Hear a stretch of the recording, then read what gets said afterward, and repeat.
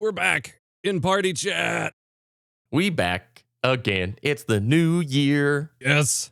Party chat. Technically, I guess we'll just roll it with season 2 as well. We've got some visual changes if you're watching the video podcast that we'll see on screen. Wait, BBK? What? BBK. Yeah. For those who are listening at home and not watching our camera feed, BBK is making very aggressive gestures over the camera at me right now.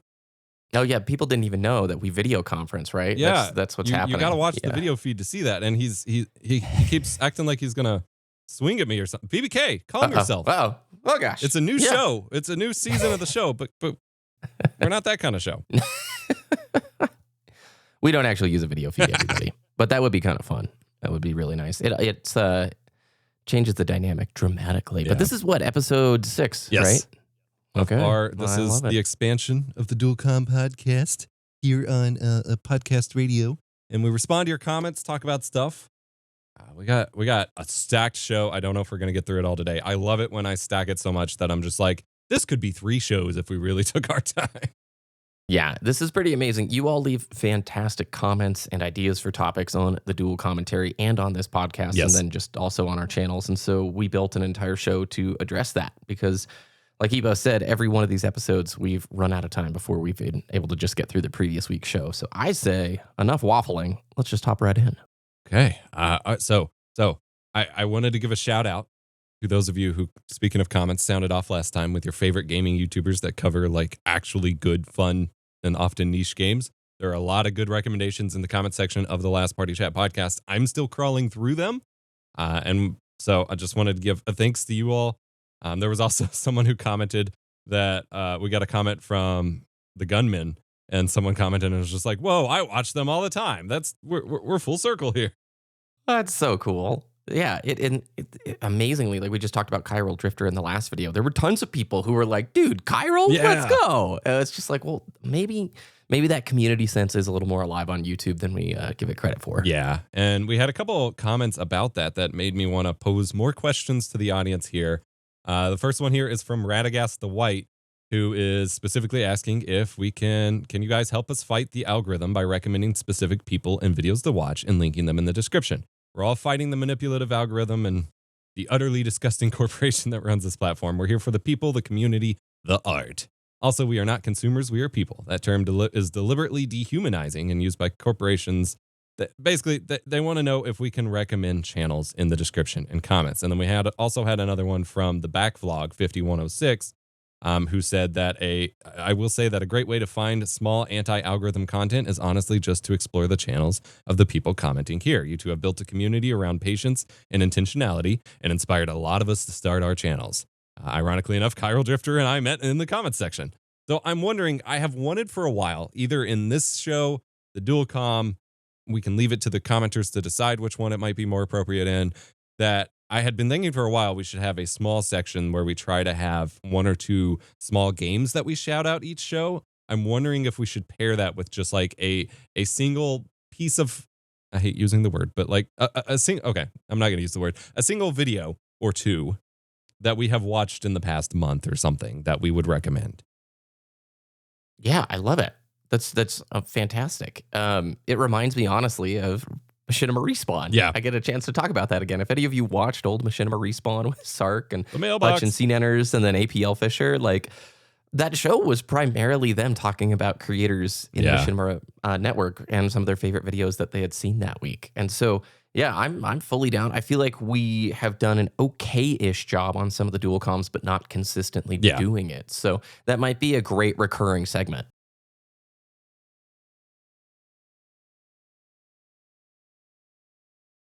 Because like last episode, we shouted out Chiral Drifter's video, but like that's not a recurring thing. So I think it would be interesting to have a recurring segment. We will have to stay on top of that. Please give me just a moment while I sneeze. Oh, it's not coming. Oh, no. Oh, worst feeling That's the worst in the world. Yeah, it's horrible. And like after I get sick, I typically have that feeling like all day long for days. And it's just like a knife in your nose and your forehead. And you're like, no. But I would also encourage the commenters to share and shout out the people that they enjoy watching and share those videos because you're part of the experience in this Discovery Network too. Yeah, if nothing else, like that would be a good source for us to pull from and highlight. And I don't I loved the mailbox, but I don't necessarily want it to be. I'd want it to be a shorter section. I wouldn't want to dedicate the whole show to just like reacting to videos and stuff because I have a lot of feelings about that Oh yeah, kind of content. But fully agree. I think fully agree. highlighting, especially the smaller stuff, we've done a decent job of that. And I think making a dedicated section of like, here's our favorite game this week, here's our favorite video, moving on. I think that would be pretty cool. That's awesome. I also wanted to, just as burying the lead a little bit here, as a little bit of housekeeping, we are officially launching a Patreon. Now, before whatever thoughts you are forming in your head about it, I wanted to lay out some groundwork about how this is going to work. And that we're specifically announcing it in this show because this is the community reaction show. Like those of you watching this have to be really tuned in to really care what's going on here. So it is patreon.com/dualcomm. That will be the URL. I've already been setting it up. It will have our 2 existing shows synced up as a dedicated like singular feed that you could follow if you wanted for both of those shows. And then we will be doing effectively batches of exclusive content. Yes. Sorry. Wait, hold on. I'm going to interrupt this story, by the way, with another story of just my huge, long brain fart moments. I hope you don't edit that out. Okay. Literally yesterday, I was on the phone for an account thingy. Yeah. And the person asked for the address. And I literally just gave the area code and we sat in silence for probably 45 seconds. And the person was like, no, what's the full address? And I didn't even realize that I didn't share it or say it. And I've had like multiple moments the last 2 weeks where I'm like, wait, what am I missing? Like, am I just like not in the zone right now or something? So yes, Blink to expand on this. Yeah. We've been doing short sections, like 20, 30-minute one-off topics that necessarily don't necessarily fit on like YouTube or whatever, and trying to record that and build something to where like we're not into eternal subscriptions. We've talked about that before. Yes. And the idea is if you like the show, you want to support us, you do the thing, you hop on board, consume the content, and if you like it, you want to support longer term, great, that's awesome. But we also wanted it to be something where like we already have 4 or 5 videos ready or something like that on there. So the idea is hop on board, enjoy some benefits, but there's zero expectation for this to be like a forever thing. You know, we just wanted another outlet to sort of follow what we've been talking about, to try and push content out on a different platform and have a little less reliance on YouTube and maybe support some of those community features on platforms that are a little more oriented towards it. Yeah, I think it's a big deal. I think with that would be a wonderful place to continue having discussions, especially if you want any discussions that aren't necessarily a full, party chat response kind of thing. On a technical level, like BBK said, with regard, like we want to have a separate place where you can watch that isn't algorithm. There's some recommendation algorithm in Patreon, but isn't algorithmically driven. My goal is to provide basically all of the options that you could want in terms of how you can consume what we provide. So we will have unlisted YouTube videos with a video edit for the topics. I will provide a video download so you could watch it locally or put it on your Jellyfin server or phone or whatever, as well as an MP3 of the podcast as an audio file. I think Patreon will let us make like our own feed out of it, so you'll be able to follow it that way.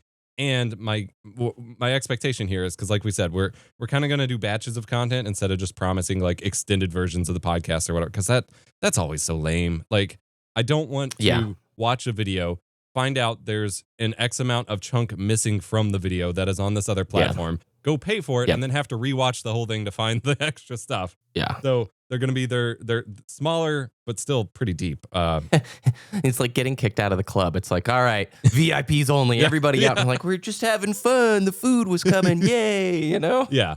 So we'll have some smaller, but still kind of deep discussions that are on their own, and we're going to have them uploaded in batches. I'm going to make our introduction video that's just talking about the podcast public so that anyone checking it out obviously can see what's going on. And then anytime we make a new kind of batch of the exclusive stuff, I will make a public free post on there as well announcing that. So you can actually follow the Patreon for free without paying, and then we are totally fine if you want to subscribe for a month, watch that stuff, unsubscribe. Like we said, we don't want you to subscribe for 10 years and forget about it and lose all your money or whatever. Like, if you just want to watch or subscribe long enough to watch, we are fine, and we are going to enable that in some ways that I think is really important. Yep, exactly. So, all righty, sir. We got a lot of comments. We got to roll. What should we start with? Intrinsic motivation for gaming. All right. What is from, this here, sir? Yeah, this is from Pocket of Larry over on the forums. Demodisc.zone is the domain for those. And they said, I've noticed a lot of gaming discourse revolves around extrinsic motivation, which is motivation from the outside, rolling credits, achievements and trophies, ranking up, and the like. Not pointing any fingers, I'm guilty of this as well. Then I think back to when I was a kid and how I didn't care about this stuff as much. I just played and made my own fun. And has been made evident by people talking about their own childhood gaming experiences or talking about how their kids play games. It's not a unique experience. I'm not exactly sure when extrinsic motivation started becoming more important to me, but I want to try and get some of that intrinsic internal motivation back. I don't think you can really talk about this topic without touching on the session game. And one of those has been a revitalizing source of this for me, that being Mario Kart World. Initially, I was just screwing around in free roam. Very little of it is required for completion. So after a certain point early on, it exists just for the fun of it. They didn't even originally intend for the player to know when they had done all the missions and got all the collectibles anyway. Then I started doing versus mode as a way to play the Grand Prix with the traditional 3-lap structure for a bit of extra fun, just noting down how I did in a notebook. And it made me realize how great versus mode is in this game in particular, with all the different routes and things like that available. I feel like I might occasionally just set up versus mode, set the tracks to random, and see where it takes me. That's great. Pocket already found that all they needed to do was the self-discovery element there, right? They landed on that. Yes, that is the biggest thing, I think, with finding that thing, is finding a game that you either know or you just got to fire up a bunch till you get there, that when you launch the game, it's not asking anything of you. It's asking what you want to do. Because there's so many games, and we don't need to harp on it, but like especially in the multiplayer space where it's like, all right, as soon as you open it, it's like, do you want to buy one of these 5 things? Do you want to do the battle pass? Do you want to go for these challenges? Do you want to do this lobby or that lobby? And that, if it's posing specific options to you in your face, then it's trying to sway what you do. Whereas if it's just like, here's our modes, what you feel like, bud, then you're gonna be in a really good path for that kind of self-discovery. And for me, it's funny. I was all about last month, all December, especially with the holiday, I was all about the session game. And I was convinced that was all I had time for. The past, oh wow, it's already January 21st? Yeah, the month's almost done. Okay. Well, for the most of January so far, I've actually been spending my nightly Steam Deck sessions playing the Digimon game, Time Stranger. Oh, yeah. And that's a story right. game. And you're getting pretty far in that. Yeah, it's a full-on kind of JRPG. And it's an RPG at least. And I don't feel pressured to complete it. I'm often logging in and just grinding battles so I can see what Digivolution paths I can navigate with my mons and figure out where they can go and whatever. Like, I'm still kind of playing it like a session game. But I got there because I was spending so much time in games like Jotun Slayer, Ball Pit, Warriors Abyss. There was one other I was playing. And like, those were fun, and I was addicted to the loop. And then I wanted to see what my objectives were in Digimon. I just wanted to see what it had to offer for me that I might be able to do soon. And it's not an open world game, but it's open enough in terms of like what you want to do at any moment. And this is not unusual, but like, it's got its main, you got your main quest, you got your side quests, and then you just got the exploration and discovery. And I was having so much fun. I was avoiding the game because I didn't think I had time to sit there and like do an hour at a time to complete the story game. Yep. And then I was just having so much fun, like going through my party and trying out different combinations and battles with the different mons and their types and trying to figure that out. Just exploring the world. The digital world's always very cute with like cassette tapes and CRTs lying around and giant capacitors the size of mountains and like goofy things like that. And I wound up I am like 17 hours into this game, and I don't know that I'm even remotely 17 hours of progression into the game by any stretch, but I'm having a lot of fun just exploring. Well, and real quick, the gameplay you sent for Digimon Time Stranger, Time Story, what was it called? Time Stranger, yeah. Time Stranger. It looks like the inside of your computer. Yeah. Like, I was laughing because like the aesthetic of the actual game design, I'm like, that's like Ebos' studio. Yes. If you could literally go inside a computer inside Ebos' studio, that's what the RGB would look like. Yes, it is. It is crazy. But you just said, like, the realization that I've had as well in the last month, basically any game can be a session game if you treat it as such and if you give it smaller time windows. So Skyrim, maybe 15, 20 minutes a day, there's more than enough time there to just like walk through the world, find a new quest, go and do a mine, loot the boss. And it's incredibly satisfying because now I'm on like 2 months of 20, 30-minute sessions of Skyrim, not every day, and having a ton of fun. And yeah, there are times I'm at the end of like a big point in the main quest that's got like a little lengthy cutscene, and by lengthy it's probably 3 minutes long, but that I'm like, okay, I'm going to put this off until I know that I have a little bit more time, and I'm just wandering around the world, and it's so amazing because most games I'm going to say you can play as session games, with the exclusion of an investment multiplayer game, like a MMO rating. You need to be able to set aside the time to do that with your group. You know how long most of those activities can take, and so you can't just hop in for 15 minutes and bounce. But a lot of single player stuff, even Horizon, right? Very story-based game. You and your wife can play that absolutely like a session game. You could put in a 30-minute session. And if people don't know what we mean by that, we've kind of been using the term session game for like a year and a half here. It refers to like arcade game as maybe an older connotative reference. Just a game that you can pick up and play forever. And you're not that concerned about beating it or the end. It's like not the same as The Last of Us or a super narrative heavy driven game, but you could even play something like The Last of Us as a session game. You know, my mind jumps immediately to the PlayStation 2 era, like the Tony Hawk Pro Skaters or the SSX or the ATV Off-Road Fury. Those are games I can play the rest of my life for 20, 30 minutes and be happy. I don't care if I hit credits on those types of games, but it's been a huge realization recognizing that basically any game you can play as a session game if you just sort of change your structure and mindset about it. Yeah. Anything that can really move at the pace that you move at. It's funny. We absolutely played Horizon Zero Dawn that way. I think we are struggling to play Forbidden West in the same way. I don't know what exactly it is about it. Maybe it's the pacing of getting started with the game, but like so far it has been so story heavy. Even as we've reached the open world part, we've reached a lot of that stuff, but like it still feels like we're so on rails that like even last night, we've had a pretty rough weekend with the kiddo because it was like a 4-day weekend. And so bedtimes were not super tight. So like we've only had 30 minutes at most really at night before bedtime to do something. And so we've just been watching a show instead. And then last night we had mostly our normal amount of time, although it was a little interrupted. And like we had started the game and did a couple dialogue scenes, but then it was like, maybe we should just give up for the night and go back to a show, because it felt like we were just going to be so still on rails that we wouldn't want to shoehorn it into the amount of time that we had. So it's interesting to see how games change. You know, something, I think I've talked about this on the show before. You know, a game that I feel like I would be great to go back to? Which one? Final Fantasy 13. Yeah. I heavily criticized that game. And it was my first real attempt at playing a Final Fantasy game. And I realized that's a giant sin. But like my ex that I was with at the time was like obsessed with it. And the cinematic rendering on the PS3 was just so beautiful. And I was like hooked. I was like, I've heard of Final Fantasy my whole life. I've only ever poked at it. I'm going to try it. And I was so critical of the linear, like you literally walk in a straight line for most of the game. Like even on the map, it is literally just a straight line with some curves. A. You can just hold A literally for every battle until a point. Yes, until a point. And then at that point, I was just like, well, I can't do this now.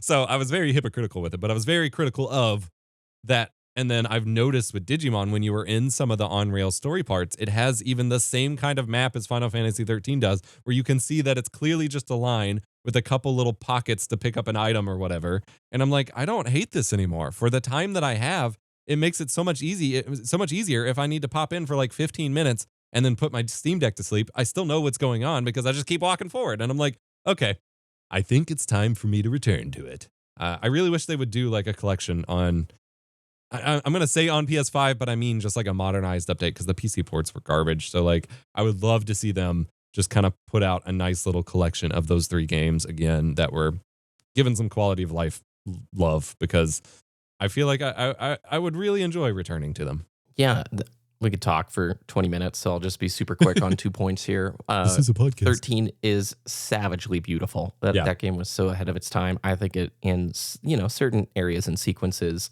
looks just as nice as Remake and Rebirth in some of the cutscenes. And that's incredible for a game that launched on PS3 and 360.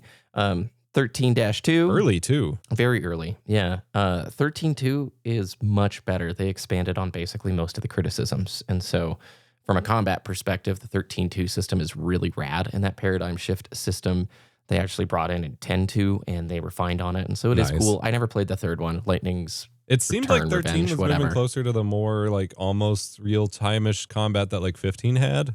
I didn't play it, but yeah, they still had ATB, but it's just been a weird struggle for them to figure out how they make turn-based more appealing. And then we have now the paradigm of Expedition 33. And so the Expedition 33 copycats are coming. And the other thing I was going to say is Forbidden West is a big game. Yeah. It is a very big game. And so what I would say is just give it some time. And I don't want to talk about anything further for spoiler purposes, but it is a very, very big game. Yeah. So why don't we jump to our next one here? Is this a new PSP game that's coming in the mail? You know, we talk a lot on these shows about intentional game pickups and whatever, and I am the shining example of the opposite of that. But I have been on a quest to collect as many diablo-lites as I can on any platform because I enjoy them so much. And by diablo-light, I mean isometric-ish action RPG with your hotbar, but not necessarily like I could never get into Path of Exile because it was just so hardcore with the skill trees and everything. Like it was just too much for me. And so I'm thinking the Snowblind games like Baldur's Gate Dark Alliance, Champions of Norrath, and Lord of the Rings War in the North, which I've been playing recently and is freaking incredible. I've heard that game's great. And I don't remember, honestly, if I saw the comment and then bought it or if I happened to buy it right as I saw the comment. But Level 5 Metapod 5666, which is just a lovely name. Shouts out to Metapod, putting in the work. Gave a shout out to Untold Legends Brotherhood of the Blade for PSP. Said it's a great game I played back in the day, which is a more casual, fun ARPG, which is right up my alley. So I picked it up fully in box. I cannot wait to play it. I will probably capture some gameplay. Probably not a ton, but some gameplay for this episode. Well, I was really hoping to play and capture this game to show you. Except, that ain't the game. That is Samurai Champloo Volume 2. I put it in my PSP and was really confused why it kept showing up as video and not the game. They didn't put the game UMD in here. It was listed as complete in box, tested, working, confirmed. So I contacted the seller. Either they still have the game and they just put the wrong thing in the case, or I'm getting a refund and they're getting a very bad seller review. I bet you know which one I hope it comes out to. I also wanted to give a shout out. Did you know there was a Fallout Brotherhood of Steel game exclusively for the PS2? No, I had no idea. Now, this game is a diablo-light. Those of you listening at home, like myself, might be a little confused because the Fallout Brotherhood of Steel game I knew was Fallout Tactics Brotherhood of Steel.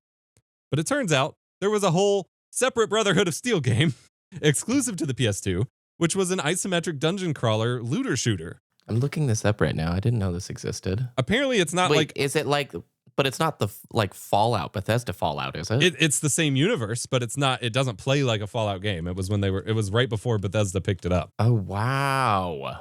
Okay. And so is it awesome? I haven't played it yet. I have heard that it's not like an incredible game, but if you like that style of gameplay, it is a lot of fun, especially to be in the Fallout universe while clearly not being a Fallout game. Like it looks sick. It is straight up that PS2 dungeon crawler game that I want. It's got the same kind of menus. It's got the goofy isometric pre-rendered environments. I am very stoked to check it out. It is, however, very hard to find an affordable physical copy, and that is really bumming me out. So if anyone has any leads on them, please let me know in the comments. But otherwise, I will try it out in emulator, I suppose. But I am fairly certain. Hang on, am I right? Yes. So it is literally the same engine as the Baldur's Gate Dark Alliance and Champions of Norrath games. Oh, so you must be freaking out.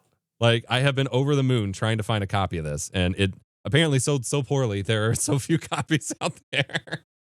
Oh man. So it does look like that. It's a little different camera angle. Yeah, but like, it's like when he picks up when the character picks up like money and stuff, like it's the same engine. It is. Yeah. And this is the kind of thing I've talked about on the show over and over. When you have a good engine like this and can just make different experiences that use it, it makes me so happy because when it's good, you get so much more life out of it. And like, of course, I want to play a game that's in Fallout with like slime on the ground, and like the dude I'm watching right now is like some zombie guy with a spiked bat fighting rats. Like, of course, I want to see that alternate perspective on the same engine I love. Like, heck yeah, this looks amazing. And so I'm always on the lookout for stuff like this. I will put some gameplay in the podcast video feed as well, because this kind of thing is what I'm always looking for. And by the way, Lord of the Rings War in the North is the same engine as well, but if you look at the difference between the PS2 games and the Xbox 360 or PC version of this game, like they massively upgraded it, and it is glorious. That's so cool. And it's sad it's delisted because it's a licensed game. So you can still buy physical copies on Amazon for $60. I just think it is so funny how licensing works, right? Because they ran a physical batch and it hasn't run out in some retailer, right? Amazon has 6 left over, because I'm looking at it going, Steam sale game, definitely, but it's not on GOG, not on Steam, and Warner Brothers, come on. You can get a Steam key for it from key sites, but it's like $200, and it's not. Don't buy this game for $200. I got my Xbox 360 copy for $9 from GameStop 10 years ago, and you can still get it new because, like you said, they still have copies that never sold. But I am playing on PC. There are just a couple little quality of life mods for it that clean it up ever so slightly, but it's beautiful, and it clearly has the early DNA of the Shadow of Mordor games, of the like, it's got like glory kills and like almost kind of Arkham-y, like the starts of Arkham-y combat before that was even a thing. Like it's very cool to see the DNA that goes forward with the Lord of the Rings games, as well as how it evolved from the PS2 games that I loved. Anyway, back to comments. That's awesome. What is our favorite way to play video games? We got quite a few comments talking about this. Do you want to take away with Donald Ridge 83? Absolutely. Greetings, Dual Comm boys. I think in 2026, I'm working on new ways to game. I'm currently working on a second PC build. It will be a pretty high-end machine with a 9700X and a 9070 XT that I'm going to put Linux on and give that a shot. I have a 7800X 3D and a 4080 Super system that's staying with Windows 11, but I'm really wanting to try something that's not Windows. After that, I have an old gaming PC that I think I'm going to throw a 5060 Ti in and use for a living room gaming machine and Jellyfin server. I'd also like to get a Steam Deck. I would like to give handheld gaming another shot in 2026, and I can also use it as a PS Portal to play PlayStation 5 handheld. I'd really like 2026 to be the year I really get into my backlog and knock out some big stuff that I haven't been playing or I haven't played. My question for you both is, I know you both have a lot of gaming gear. So what is your favorite place and way to play your games? I know the Steam Deck is a big thing for both of you, but I'd like to hear about what other systems and specs you are using for different things. I think in 2026, with all the pricing issues for gaming hardware, it would be nice to hear about maybe lower spec things that still get the job done in style. It seems like everything is all doom and gloom, but hearing about machines that aren't the latest and the greatest or the most expensive things under the sun might give people ideas on how to still get the most out of the gaming hobby without having to consider blowing thousands of dollars when something cheaper and lower spec would work just as well. Love the show. Can't wait for more in 2026. Great comment. Should we read acoustics also before answering? Yeah, sure. I also just wanted to highlight the lovely dichotomy of wanting to hear about lower spec options while absolutely flexing that you're building like a high-end upgrade to your already high-end system. Yeah. So the 5060 Ti is the upgrade to the 4080 Super system. Is that right? that's a third PC. A separate machine. Dude, you are rolling in the sweet rigs right there. I am jealous. That's going to be a redonkulous living room PC. Yeah, but Acoustic Blue, first time listening to your podcast, both of y'all talking about stuff in gaming that really matters, how not to give into FOMO, take things slow and enjoy gaming. I can really relate to the noise around gaming that kills my will to play. I never look up guides, optimal builds, etc., because it kills the joy of discovery. Most games baby you anyways and allow you to reset stats in some way, so there's absolutely no need to allow the internet to hold my hand. The same goes for hidden areas, hidden gear, etc. If I find it, great. If I don't, I won't know about it, so no harm, no foul. I also talk about similar stuff on my channel, but sometimes on the more whiny side.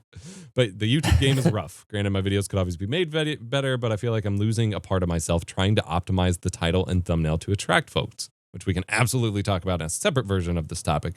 But then, like I said, we had a few that goes together. There was chaotic cart something. The comment cut it off. Apologies. I really like having a dedicated emulation device. I use it to play PS2 and other emulated systems on my Steam Deck.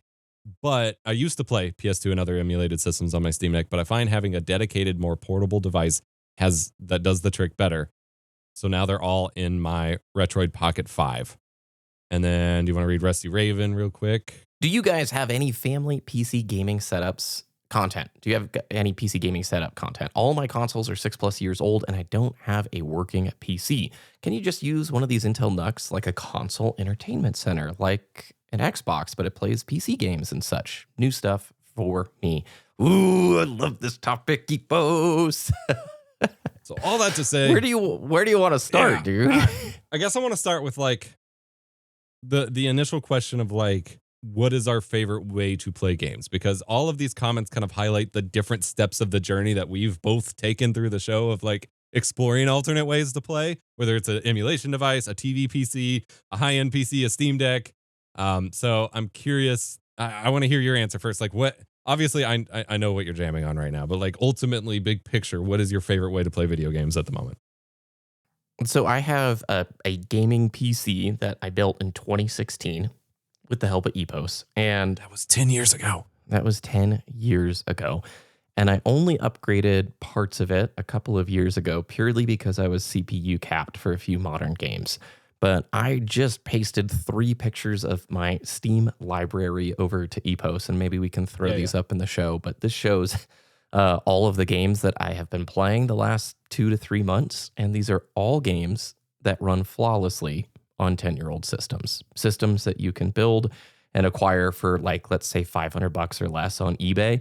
And if you know what you're doing, probably like $300-ish bucks, or depending on it depends on the timing of these things. And so there are, with the maybe exclusion of Elden Ring, which is just so poorly optimized, and Borderlands 4, all of the games that I enjoy on PC are things that run on really old systems. So that's to say, I've upgraded this super old, like 10-year-old PC. Now we have a 7800X 3D in it, and I got a 5070 Ti in it, but that's purely for future proofing. I didn't need the upgrade whatsoever for the GPU. It just was, the pricing's going up and they just discontinued that card, so it worked out well. My favorite way to play, okay, so that's like the main rig that I've spent the majority of all my gaming time on. Right. I took the bones of that really old 10-year-old PC, right? The old i7 7700K, the 1080 Ti that sat in there, and essentially put it into a living room PC. All I needed was, I had the old board, I had an old case, all that stuff. I just needed a few bits and bobs to get it working, and that is the Jellyfin PC. And I don't actually game on it. I did this summer, I made a few videos on it, and I found that I really just, if I'm gonna play a PC game, I wanna just play it on the PC. It is very cool to have a living room setup. Like, let's say you have people over, you wanna play co-op, or you just need a different break. You can build a really sick living room PC depending on the types of games that you want to play for dirt cheap. Honestly, you don't need a $1,000 rig unless you're literally trying to compete with top AAA titles. But for me, in the games that I play, there's like 4, dude. There's like 4 games that would be a reason for me to like want a super gnarly rig. But Fallout 3 or New Vegas, the Metro games, Just Cause, Skyrim, even Red Dead Redemption 2 runs well on old stuff. Slay, The Spire, Monster Hunter World, Mad Max. It just, the list goes on and on and on of games that will run on such tiny, easy to lift machines. And so, yeah, my that's the way I play, is the PC, which is a ton of fun. But I'm telling you, I could be just as happy right now on a $300 used rig that I built with parts on eBay. Maybe like, let's say if you're totally starting from scratch, you have no drives, you have no case, $500 all in, but even then you could buy some nice stuff, right? Yeah, and there's definitely, like, it makes more sense to, if you make smart choices, and there are paths you can take to get feedback on that, but if you make smart choices, you can get a lower cost to entry now that makes it easier to upgrade later, so that you don't have to blow all your money all at once and can get iterative upgrades that continue making meaningful impacts rather than having to spend like $3,000 up front. Yeah, you could probably do 500, maybe at the moment closer to 800 with things, but like somewhere in that ballpark to get a really good starting point. And then as you save up more, if you are really into it, you can upgrade from there. Yeah, it just depends on what you want to play, and that's always hard. I think with somebody who's new to PC gaming, they're like, well, I don't know what you want to play. I want to taste it all. I don't know what I'm going to enjoy. And that is a hard barrier. But if you're a competitive gamer who's just playing like Valorant or Fortnite, congratulations, you can get a potato and you're going to rip just fine at 1080p for most of these games. Maybe not Apex, but I mean, the esport competitive titles are so optimized. Some of those thrift store YouTube shorts are very over exaggerated, okay, and not very true. But there is some element here of like, yeah, you can get on a 6700K and be just fine on a lot of these games. Yeah, I absolutely agree. Can I just say I really, really love how varied your play history is. Yeah. You've got roguelites, you've got RPGs, you've got shooters, you've got a transport simulator in here, you've got No Man's Sky, a chore simulator, you've got platformers and farming sims and speed running platformers and horror games and open world games and Monster Hunter and Halo. Like this, it's all over the place. You got demos in there. Like this shows to me, I love seeing a library like this, especially because sometimes I saw, and I don't want to like knock on the specific person, but there was at least 2 comments that I saw right away on your recent Steam sale video of someone complaining that you were only shouting out indie games, which first of all, AAA games don't need us doing your marketing, like their marketing for them, but also look at, I'm going to show the images on screen again. Look at this feed of games and tell me that the person who plays this is not having a ton of varied and deep fun, because there is something for all moods, for all like gameplay styles, for everything you could possibly want to feel like playing.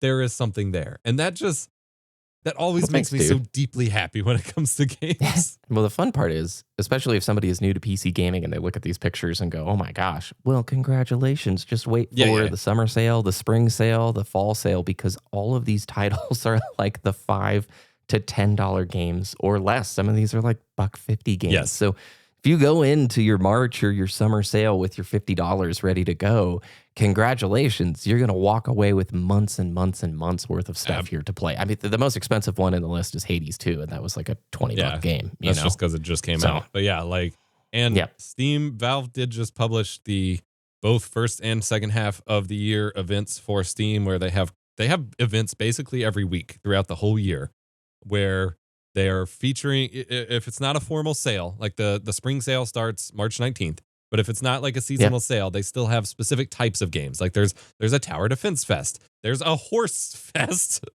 there's a typing fest. Like there are so many niche things where you can like find a couple cool games in a specific niche on sale. Like there are so many opportunities to get good, cheap games in this space that it is incredible. So I'm actually I have flipped in the past 6 months my favorite way to game. I was all in on PC. I was all in, like, even as you were switching over to the TV side for a while, I was like, no, man, I like having my big screen up close. I like my beefy graphics card. I like mouse and keyboard. I want to stay at my desk. And some things have shifted in the past 6 months. And I think I would honestly say my favorite way to game is at the TV.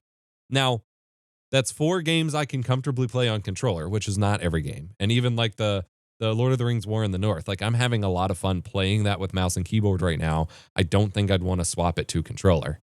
But for the games that we are enjoying on controller, having a PC or the PS5 or PS4 Pro, whatever we're gaming on at the moment, but having that at the TV, I can kick back on the couch. I can have some snacks. I've had lots of bodily aches and pains as I've gotten older. So having a heating pad or ice pack or whatever I need for the moment, like being comfy and cozy and having now I am lucky enough. I've got a pretty beefy, to answer someone else's question, I do have an Intel NUC gaming PC at my TV.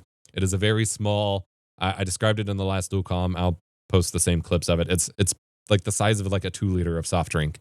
And it has a RTX 3080 in it. So like pretty beefy power, pretty solid to run things. And then I have a nice OLED TV. So like I have a good gaming experience. But even before we had that, like when we first had our kid, I was moving all of my gaming over to the TV so I could sit on the couch while I'm holding the baby, controller in both hands around the baby, like trying to squeeze in time when I could. The TV is a good experience. I think I shied away from it for a very long time, specifically because I needed glasses and I didn't know it. And so I was playing games like God of War 2018 and a couple other new PS4 Pro games at the time in 4K. And a combination of 4K means that the menus use a lot smaller text now because we can resolve it better. And the super high contrast brought on by HDR, I was having like a lot of eye strain troubles, and I had never really needed glasses before, and I didn't see any other scenario where I thought I needed it. And so I was just blaming like the game menus and like poor game scaling design. And it turns out I just needed glasses. And now that I have them, I love playing on the TV again. That's awesome. It is fantastic. And if you were to ask what last year my favorite way was to play it, it was sitting on a couch in that living room and enjoying it that way. But I think we should like get more direct, because I feel like people who are new to the PC building side of things, we should maybe give a couple of like clear pathways of recommendations of how to start. Yeah. And my biggest thing is like, if you are thinking about getting into PC and PC building, just consume and learn as much as possible. Yeah. Like just watch a ton of stuff, because there will be no tutorial or no podcast or no piece of content that's going to be able to tell you exactly what to do and what will make you happy and fulfilled and all of those things. The beauty of the PC side, you used a term in the last Dual Comm called Tinkertown. Yeah. You get to go to Tinkertown, okay? And you do get to customize and pick and choose. And you will be so much better off if you take ownership of this decision, take ownership of your learning. There's more resources than ever. But if you approach this knowing, I am doing my homework, I know what I'm getting into here, and I know the type of games I want to play in the system I'm targeting to build that, you will do so much better. The people who I have seen not enjoy PC gaming, they completely just hate the Tinkertown side of it and the personal responsibility side of you're getting into something that requires you to learn and put some effort in, and the reward is substantial. Yes.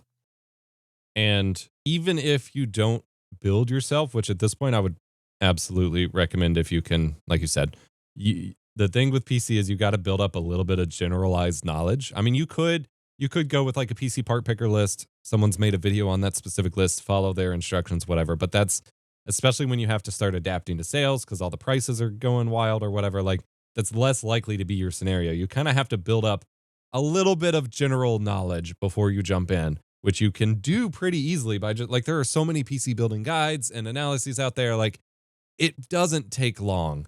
But if you do go pre-build, like I would still then transfer that energy into, like you said, learning to take ownership of the experience, getting the most out of it, optimizing settings, things like that. Because like my brother-in-law recently he has had a PS3 and an old laptop for like years and years and wanted a PC that could actually run games, and wound up getting, we saw a MSI rig on sale at Costco, and it was like actually decently priced, and so we grabbed it. Nice. Like that's fine. Nice. But you want to make sure that you're taking advantage of Steam sales and not just buying $60 flat games if there's no reason to, and learning some of the settings, especially when it comes to like getting the most out of your monitor, because it will change so much. I will say if you're on Windows still, which no shade, even though I'm obviously advocating a ton against it, but no shade, especially for beginners. Whether you're on Intel, NVIDIA, or AMD graphics cards, they have their graphics card software packages that you can run that should install with their drivers. Like for NVIDIA, it's just NVIDIA app. For AMD, it's AMD Relive. But they have tools to automatically optimize your games to at least get you to a good start. And if you haven't learned any settings yet, at least use that. But I would recommend starting to tweak from there. I know Digital Foundry makes some graphics tuning guides and things like that. Lots of it's a fun thing, and it's a cool thing because once you get into it, you do have a baseline of like things will just run and it will be fine, and then you get to improve it from there. You know, you're not starting from a bad place, which I think is pretty cool. Yeah, the whole process is a ton of fun. Yeah. I love it. Like it is enjoyable in and of itself, thinking about what you're going to build, playing around with the PC part picker list. And if it's your first real build, it is thrilling. You have such a connection with your system forever. Yes. And yeah, you'll probably have an issue. Maybe it won't post on the first boot.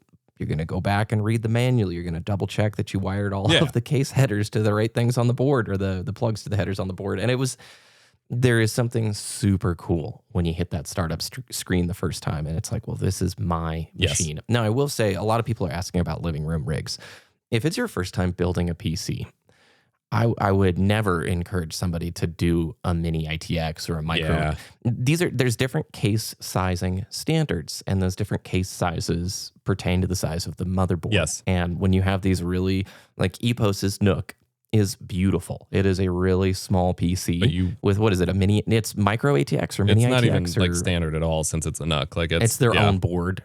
Yeah. But okay. like you would not But want to trying build to that. build- Yeah. No.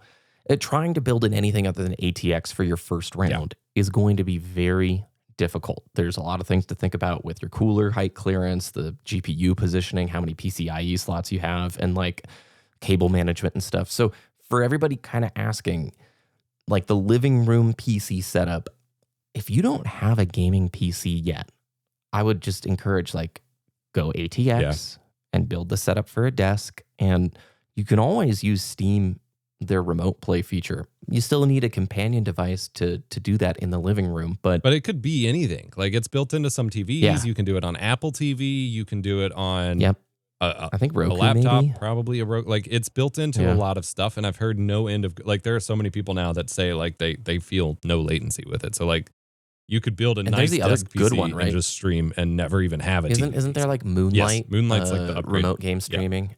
Yeah, that one's like even Yeah. better or something. So, boy, we could stay here for a long time. I think we'll pause right there. If people have questions, this would be like something we can explore in the future. But like, this is honestly what makes me super excited. Like when you're building a PC, remember, you're not just building something for gaming. You now have this like incredible tool that you can basically do anything on, any kind of creative work that you want to do. Movies. It's useful beyond gaming, you know? It could be where you host all your movies or shows or pictures, right? You know, anything. The dream that the PS3 hoped to have and never lived up to.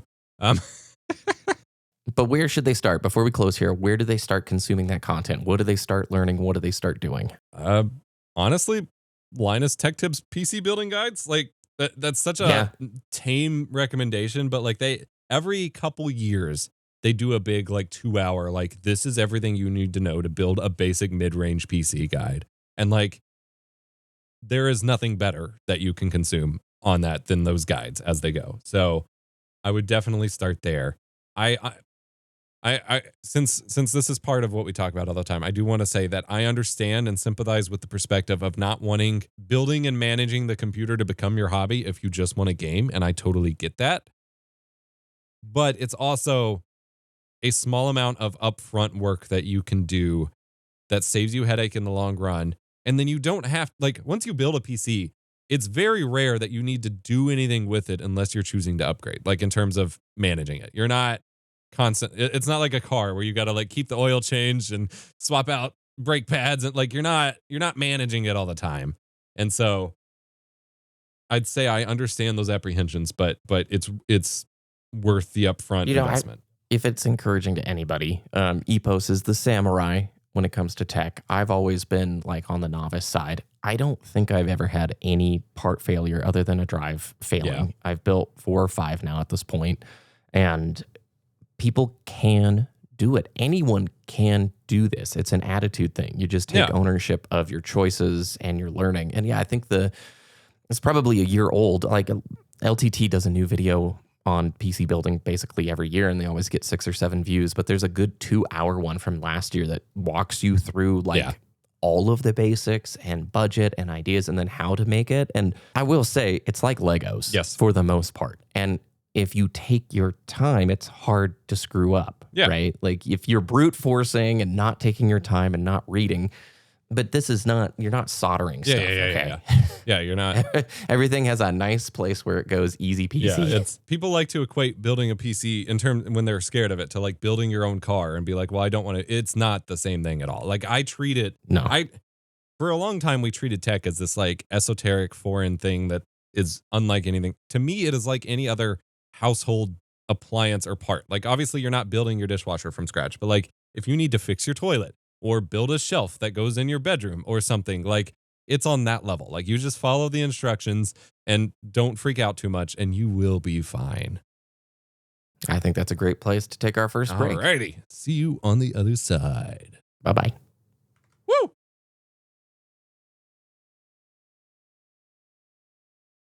welcome back to the chat of partying.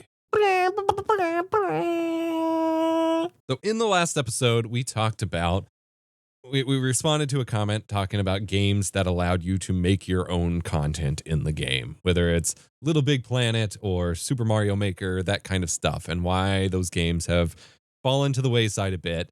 And we had a couple comments sharing their experiences with that kind of experience in a game.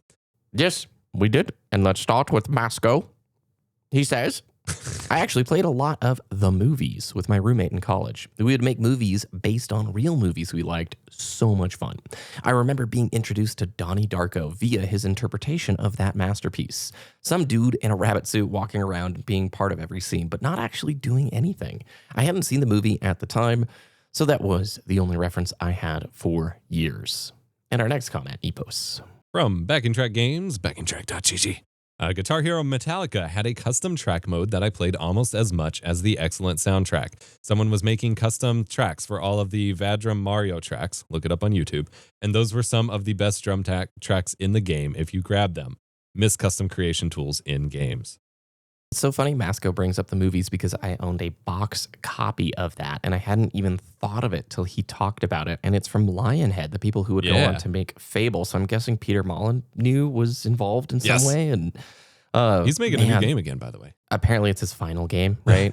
Supposedly. I'll believe it when I see it. Yeah. But yeah, I mean, when I was a kid, I had Lego Movie Maker and it was a super I always wanted that. It was so sick, dude. It was like the crunchiest little webcam, and you would take 24 stills a second, and it would let you then combine them easily with a really buggy piece of software to create stop motion Lego films. And it was unbelievably cool, dude. I mean, that thing, yeah, I mean, I still love making videos, so it's kind of funny to see the roots. Like here we are still making videos. They're obviously not stop motion film, but it's pretty rad, and I'm glad that he brought this up. And I didn't know Guitar Hero ever had a track builder mode. I honestly didn't. I know there's always been the custom scene for it with like modding in tracks, porting them over between the games, and then now if you want something similar, there's Yarg, yet another rhythm game, which like combines all of them together, and you can use basically any device that can send a signal, audio or electrical, to your computer. You can use it as an instrument in the game, which is bananas. Like they have a ridiculous amount of support. But I had no idea that the official game supported tracks at some point, which is really sick. I love, I mean, we talked about this a ton in the last episode. I mostly just wanted to shout out these examples, but you bring up the movies thing as a kid. Like, I feel like there's so much inspiration that comes from empowering kids in that way with these tools. And I think back to like all of my time spent in Kid Pix and any of those goofy photo makers. I had two different programs. So my very first computer was the Hot Wheels Windows 98 computer, which was sick. And it came with a whole bunch of CDs in a binder. I wish I still had it. The only thing I have left from that is the mouse. And it had a Rescue Hero coloring page creator, which was sick. I would waste all of our ink printing out coloring pages for me to color. It had a Tonka truck custom Tonka maker that you could like make stickers with or like coloring sheets out of, and you can make your own trucks, combine like the wheels and the truck pieces, which was a lot of fun. And then the Hot Wheels game, you can make stickers, you can make your own custom cars and all that stuff. And most of that was for the game. But like those tools that just let kids like turn creation into play and give kids inspiration to make stuff. I feel like there is not enough of that these days. And it's really hard because I'm trying to find that stuff for my kid and introduce it to him because I think it's so powerful. And I feel like we've really gotten away from that these days. And so like for Christmas, we got him a couple games like that for his, he got my sister's old DS. So like when we're taking long car trips or something, we want to, instead of giving him a phone, we want to give him something controlled and offline. And so we got a game where like he can draw stick figures and turn them, like play them on video game levels that he can draw on. I forget what it's called. It's like Stickman or something on the DS. That's really cool. And then I want to get him started with Kid Pix and stuff. I really think there was so much value to those tools, and there were so many of them when like you and I were kids. I really hope we see that come back in some way. I would say Minecraft took such a huge like space for that because that is so, I mean, worldwide phenomenon. And I continually think back like, man, I wish I was playing Minecraft right now. I would love to build something. I'd love to have a world. I'd love to do all of those things. And so I don't know anything about the Roblox world other than it's like insane, right? And it's just tons of user-created games within one main game, and there's a lot of bad weird stuff junk with it. Yeah, so I don't really know about that, but I feel like there are plenty of like super creative sandboxy games now. They're just more they're more first person 3D, and I don't like the term, but friend sloppy. Yeah. You know? So this is very old man yells at cloud, and I've had some people in comments disagree with me on that, but I think those tools are great, or those games are great, and the sandbox provides awesome creative opportunities for kids, and I'm not going to pretend those aren't creative experiences. But I do think, like you said, putting it in the context of like a first-person 3D game, it's limiting the range at which someone is really like, I don't want to say that, like inspired to do things with that. Like the kind of experiences we're harking back to, and like the movies as a game, like it allows you to get experience and inspiration to do many different things, like make movies or paint or draw or make stickers or write. Like there was, along with Kid Picks, there was, what was it called? Storybook Weaver, where you could make your own stories with like picture books like we had in grade school and make those and print those out and stuff. Like it inspired writing along with the tools that inspired coloring and things like that. And you could argue those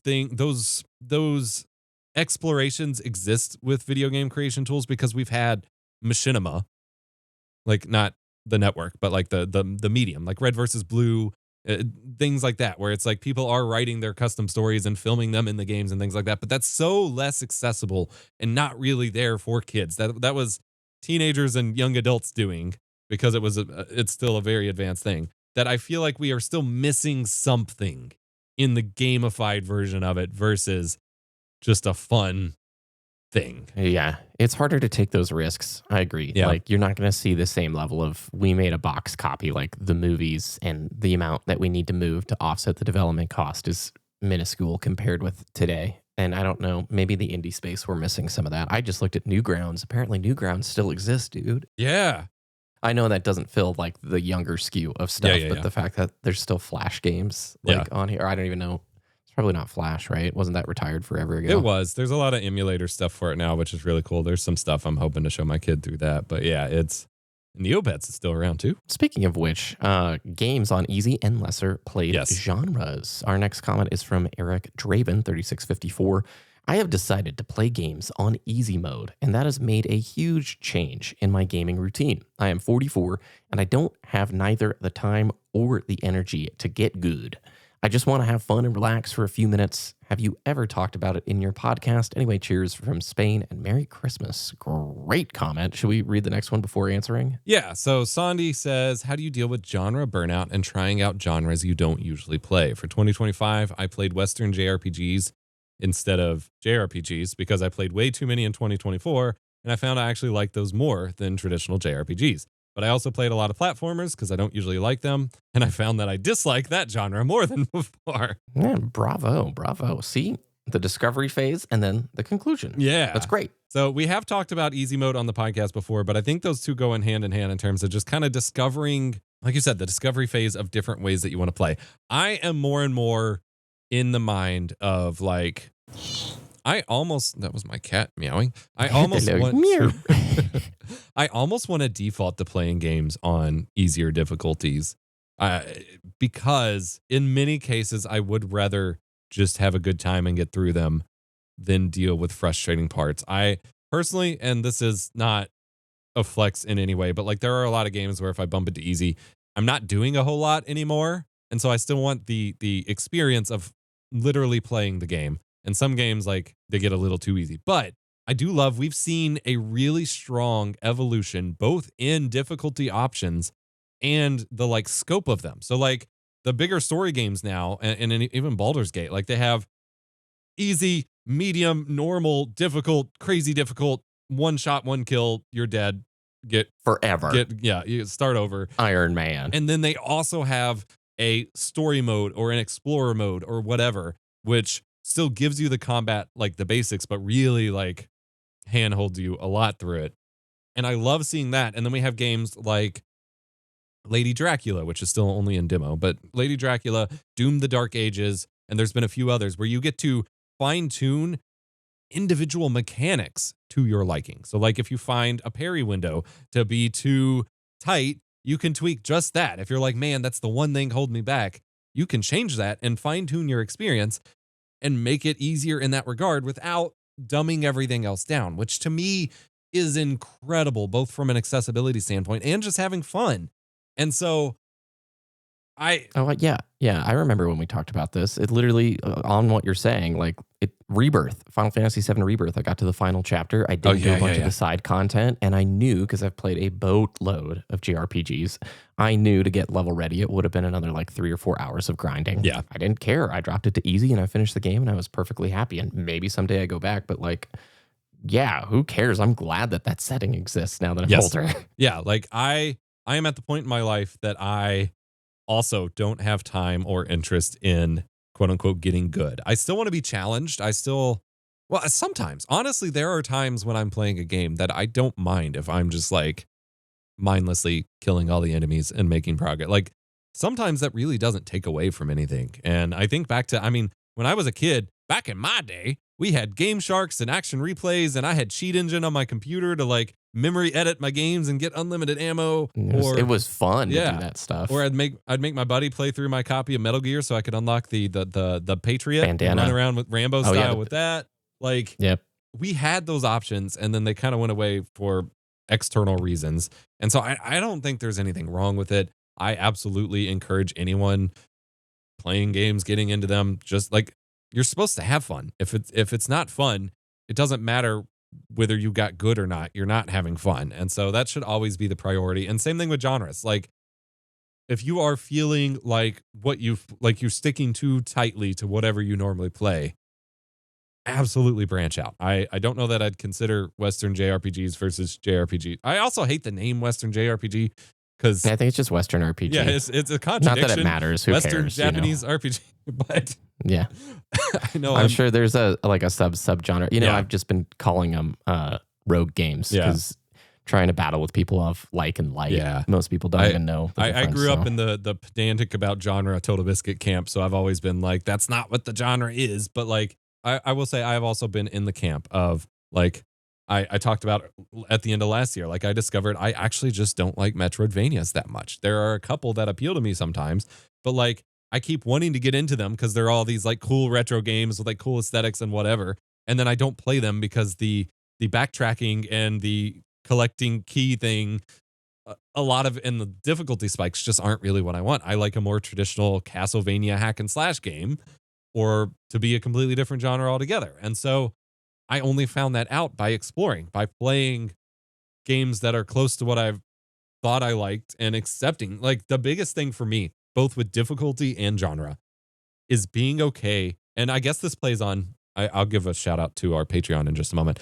Being okay cutting off things that you aren't enjoying, whether it's a difficulty level that you feel you're supposed to, quote unquote, supposed to play at, or a genre that you think you should like or that you've liked before but seem to not like anymore. Cutting off a thing that you're just not enjoying anymore and being confident in that makes your playtime so much more of relaxed playtime. Yeah. And I want to give a shout out because we had a topic about this over on our Patreon that we announced at the start of the show, where we talk about doing the same thing with hobbies, as I'm going through that exact experience with giant 10-year-long hobbies right now. And it's a big shift with my life, but similar message of like, if you dislike a genre and you just aren't enjoying it anymore, don't keep making yourself play it. No, you're not beholden to expectations of what you play or how you play. Yeah, I feel like the difficulty discussion gets so overblown the last few years, and it just boils down to like, if you're happy as a player, play it that way. You're done. Yes. That's it. It doesn't matter. And there are games like, I don't have fun when it's overtly easy. I like a challenge on certain types of games. And if I make it too easy and it's just mindless, then I ask like, what am I doing with the time here? But remember, like, these are all like arbitrary things. Like, yes, there's really cool joy and accomplishment in level 1 beating Dark Souls, right? Or whatever the super challenge would be. But you don't have to like go rain on anybody else's parade. Yeah. Because you're like the goated gamer in this particular game or whatever. Like, just it is all arbitrary. Yeah. It's all made up. Like it's all things that we've created. Everyone is different, and only certain types of people really like that experience. And the whole conversation about like artistic intent and stuff gets really messy with that. I remember when it was a whole heavily debated thing with Returnal about adding in save states, because you literally, outside of suspending your PlayStation, you could not pause your game in Returnal. And a lot of people get really defensive about that. It's like, well, you're supposed to play it. You're supposed to play it as the run. But to me, the core thing, and I feel this more and more over time, the core thing is respecting the player. And as a player, I need the ability to play the game on my own time. If I can't play anything else on my PlayStation because it's going to end my run in Returnal, what that led to was me not playing Returnal. And then once they added that in, I was then playing Returnal. And I'm pretty sure above all else, the devs want people to play and enjoy their game. Yeah. Like, well, obviously, I remember when Baldur's Gate came out, there were so many people that were just like, well, if they just add a real-time combat mode, I'd enjoy the game. At that point, you are fundamentally altering the entire core of the game, and that can't be done because that was not the intent. But that's different than just like adding a save and resume option or adding a difficulty tweak or something. Like, that's very different. Even From Software did not build their games originally in mind with people just not being able to play it. Like, I remember reading the quotes from Miyazaki who were just like, yeah, I've heard the game is really good, but I can't seem to play it, so good luck. And it's just like, what? Yeah. He's like, I suck at this game, so I hope other people can play it. And I'm just like, we got a lot more, so let's keep rolling. Let's keep rolling. Gaming Book Club. You want to take this one? Charmed Venus. I've been playing Twilight Princess for the first time on the Steam Deck, and it's been fun so far. GameCube emulation seems a lot more stable than PS2. It absolutely is. So I haven't had a ton of issues. I have a question. Have either of you considered a gaming quote-unquote book club? I love the idea of playing a story game at the same time as friends and meeting up to discuss the narrative and notes we made along the way. Does making content around games sour the idea of that for you? So we have brought this up a couple times because we have a buddy who does this with his friends. And it seems like such a cool idea. But you and I have both come to the conclusion that it would not work for us. No. It plays to, for me at least, the struggle I already have when, like, and I haven't engaged in this in a while, but like when a new multiplayer game comes out and it's like, yeah, I really want to play that with my buds. And they're playing like 5 days a week, and I maybe get to do every weekend or every other weekend join them, and then I'm missing out on everything. And then it's just, it kind of taints the experience. It's not even making content around the games that really affects it for us. It's that we literally just can't keep up. Like, even if we both sit down and are like, yeah, we're going to play this game, we just can't play at the same pace, and being forced to play it when we're not enjoying it would sour it. Like, that would sour it for me more than making any sort of content on it. Yeah, I just don't have the time to make the commitment. Like, that's the first thing. Is like, I mean, that list of games is long that I've shown you, but yeah. I mean, plenty of that is recording for a Steam sale video that I did a month ago. But there's plenty of days I just don't play. And the days that I do get to play, it's probably 20 minutes in the morning and 20 minutes before bed. I'm really not getting that much playtime right now. Same. And it's inconsistent on the days. And I've never been happier with gaming in the last like long little bit. I'm super pleased there. So we would obviously drag the group down if we're trying to do a 10-hour game. And then I wouldn't want the commitment of like having to feel like I had to play it. Because right now it's truly like, every day is a different day. What do I feel like playing? And kind of booting it up that way. And then the third thing is the concept I think that is so beautiful about like a gaming book club is doing that with your real friends, doing that with your community. Yeah. And like, as much as Epos and I deeply appreciate this community, recognize this is still a parasocial thing. There's like a big gap between what I would see the biggest and like core benefits of like playing a game with your homies and talking about it. Like, that is so cool. Go and do that with your real friend group. Yeah. You know what I mean? Like, obviously the parasocial thing is a different conversation topic, but I think there's something super important in recognizing that distinction of like content creators and the stuff you're viewing online. There is a really cool element here of interactivity and things that didn't exist with previous types of media, but that cannot be your sole connection to community. That is unhealthy. Yes. And so if you are in a position in life where you've got like work buddies or something where you have a similar life structure, you've got a similar level of commitment, a similar interest in the games.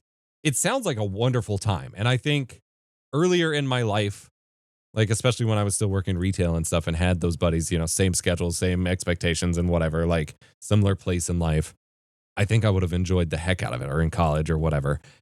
Neither of us personally are in a place in life where that makes any sense. And it's going to be a personal thing. Like whether it's a good idea or not is completely up to individuals. Now, I will say, obviously you're losing the social component, but like I am a huge advocate, and I have a whole video I want to make on this. I'm a huge advocate of journaling your game's progress and like doing kind of a book club on your own, where it's just like, here's what I'm playing lately, here's what I'm enjoying, and kind of tracking that, not in a completionist task tracking way, but in a like experience enjoyment tracking way, tying into our original podcast idea of the feelings test of just like, what am I feeling this week? I will often, I have my little pocket notebooks. I usually at the start of a work week, I will make a broad to-do list that I will pretend is for the Monday or Tuesday I start the week on, but in reality is going to take the whole week to finish.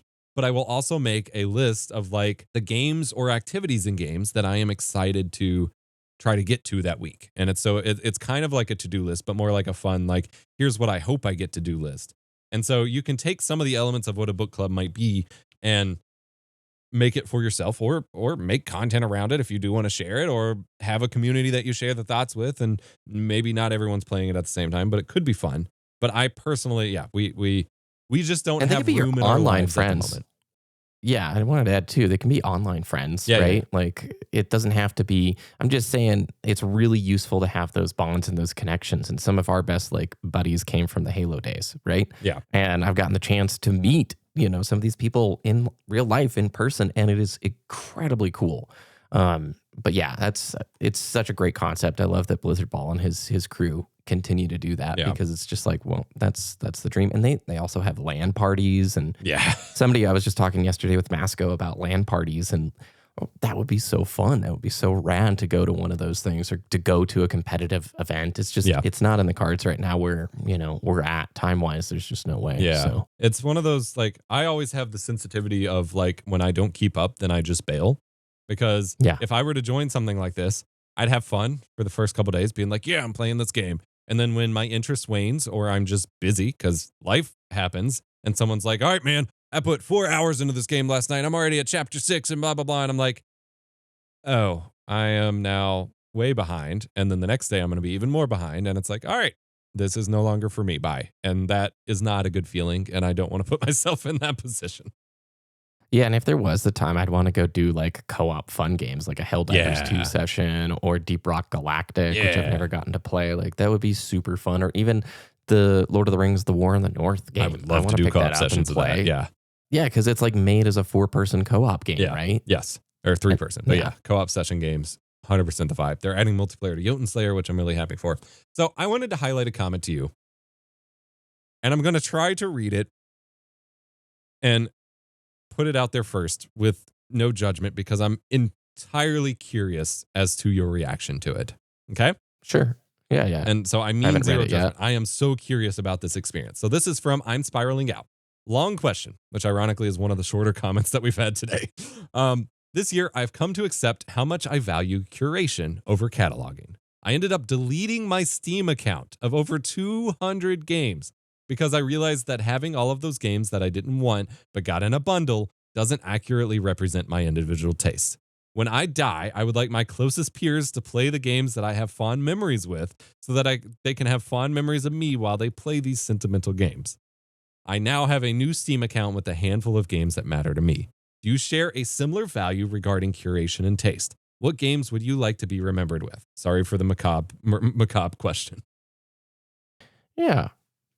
I totally understand the first little bit. Like, I wouldn't delete the library of those games. I would just put them in a folder, right, in Steam, and just say, hey, these aren't for me right now, and I didn't choose them. I didn't curate them. I could understand the second half, like a legacy about what you've played and whatnot, I think can tie back into what you just said. There's so many tools for sharing experiences. I'd be more like akin to encouraging I'm Spiraling Out to like write thoughts and some commentary to go along with why he chose those games and what the significance was and how that would relate to like their closest peers, or let's say next of kin or something like that. If they ever had kids, it'd be like, this is Dad's favorite game, and it really taught me a lot about these themes, and it's really important, and I want you to experience it so you understand more about me. That makes like a lot of sense. Yeah. In some ways, and the methodology of like nuking the account. For some people, they need like the really clear, clean break. I'm not that same type of person, but I do think if you had to, I mean, we've talked about this before on separate videos, I think on our channels, maybe not directly, but like the games that have impacted me the most in my life. I can absolutely tell you, let's take a step away from games for a second. My favorite book is The Hobbit, and I love the thematics of that narrative. You have Bilbo who has to leave the comfort of his space and go on an adventure that's uncomfortable and difficult and challenging. And through getting out of the comfort zone, he discovers so much about himself. He grows, and when he returns, he's a different person. I have drawn so much real life impact from the narrative themes within that story that it is something that I think is very key and a really awesome piece of storytelling that has impacted me in a deep way. And I feel like everybody listening has, can I say modicum? Is that a word? Like, yeah. What is of movies and films and music and art that has helped them see things differently, to think about things differently. And one of the most powerful and cool things you can do is to be able to place that in commentary to share with others. Yeah. And I'll end here, and then I want to hear what you have to say. Like one of my favorite things is if someone can actually summarize and explain a piece of content, why it's substantial to them. That's the most powerful recommendation for me. I hate when I get a text message of, you've got to watch this, and then they just send me a YouTube video. I want to know why I should watch it through your understanding and interpretation of it. If you send me a few sentences about, dude, this video sparked this idea in me, I really think you need to check this out, then I am like 1,000% more interested in watching that. And I think that is maybe, do you think that's what he's going for in the comment here? I think so. I think you're right that some people really just need to ditch everything to feel like they have control. I don't mean this negatively, but like feel like they have control over what they're actually having. I cannot personally imagine nuking my Steam account. I have over 1,500 games, but I get the sentiment, and I think you're on the right track with that. I would also, again, though, to me, curation of your own possessions does not inherently mean anyone will, and I don't want to sound super morbid with this, but that doesn't mean anyone else will find sentiment in it. Like, I have lost many family members, and going through their random possessions, whether they were curated or not, is not a fun time, and I don't assume that any of them meant anything. Yeah. Just because. Well, sometimes there is some joy, but I'm just saying, there's some of it. It's hard. Yes. It is really hard. It is really hard, and I don't think that anyone will assume that just because you only had these that they were the most important to you. I do think passing down the history of it, the storytelling, the lore, the legend, like we do with any sort of family memories or whatever, that active role still has to be taken for that to really work. Whether it's a personal journal, like if you're really tied in, like you said, it's very macabre. So like, I don't want to be on the dark side, but like if you're tied to this specific legacy when you pass kind of thing, whether it's a personal journal you keep, that's going to be like, open this and explore, go forth, my son, whatever, like go for it. Put a treasure map in there. I'm just giving you a pro tip. Put a treasure map in there or something, dude. A riddle, an ARG. Yeah. I don't know. Or whether it's, keeping a backlogged or writing or just sharing. Like I think to a more literal, like short-term sense, anytime I try to get my kiddo to play a different game other than his favorite games, he's uninterested. If I'm like, hey, let's play this thing, it is very hard to get his buy-in. But if he sees me playing it and it looks just fun enough and he's in the right mindset, then he starts asking about it and I can make it seem exciting and then he's interested.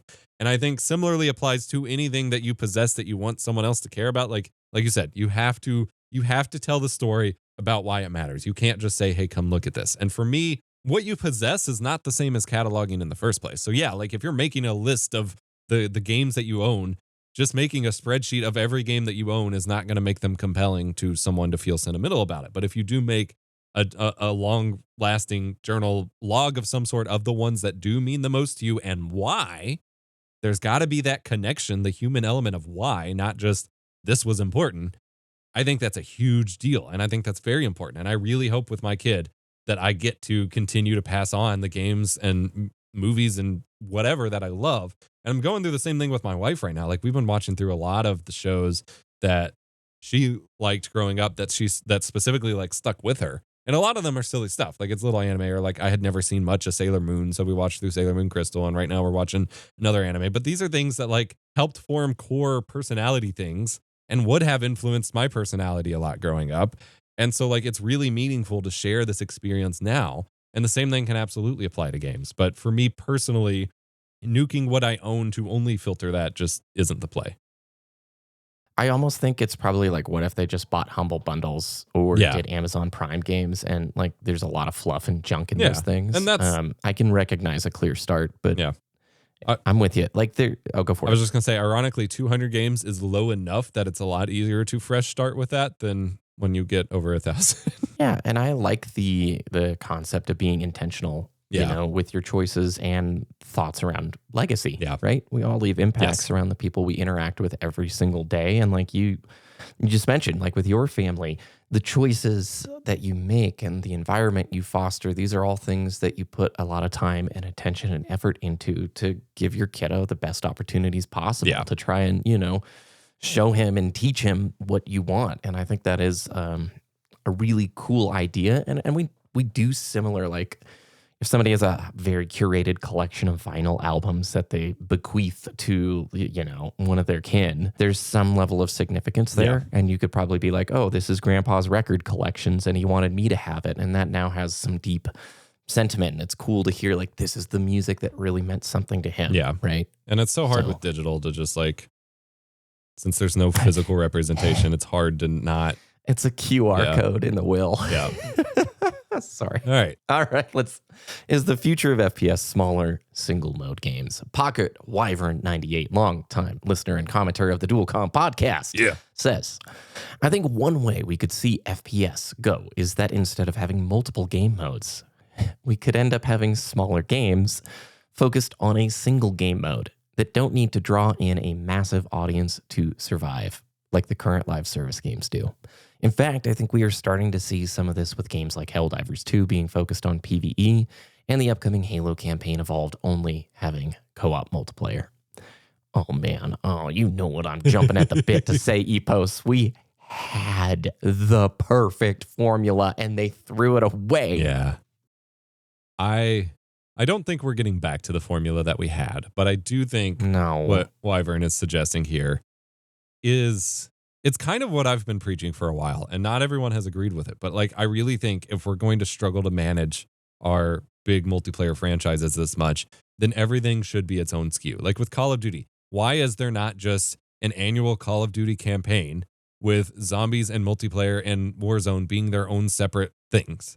Why are they and we see the consequences of them not separating it just continue to compound on themselves, because the Call of Duty launcher at this point is this giant unified mess that is like 500 gigs and no one knows how to get what they want out of it, because they don't know. They want everything to be continuing across each other, and none of it makes any sense when you're doing annual games.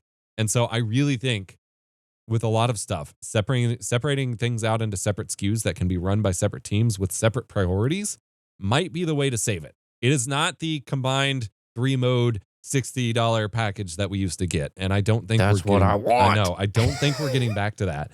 But I do think there is a path here. And it is shocking to me that no one is willing to do that, because it seems like such an easy option. And we already saw experiments with this. Both Call of Duty and Halo had online only SKUs that they tried launching. They just limited it to like Eastern Asian audiences, or Russia, I think, for Halo Online. But like, I think that was a really solid idea. I think Halo 5's Warzone being its own standalone thing, free to play on PC, even though that would mean microtransactions and whatever, I think that would have kept a core Halo multiplayer audience engaged in a big way and invited new ones. I think there are so many missed opportunities with that, but project management right now is in such a spiral that I don't think anyone can really make those kinds of big plays. Like, I think they are really putting the train tracks in front of the carts at the moment. and they just can't make those kinds of shifts right now. And that's so hard to imagine, being in charge of like multi-billion-dollar franchises and not being able to make like proper moves. And this is one of those, like, if I were in charge of things, I would just like halt for 2 years, do this and come back. But I know that it doesn't work that way. I do like the example of like Helldivers 2. It's just this PvP, or I'm sorry, PvE, like sort of extraction, but just like horde mode game. I would not want them to add other modes.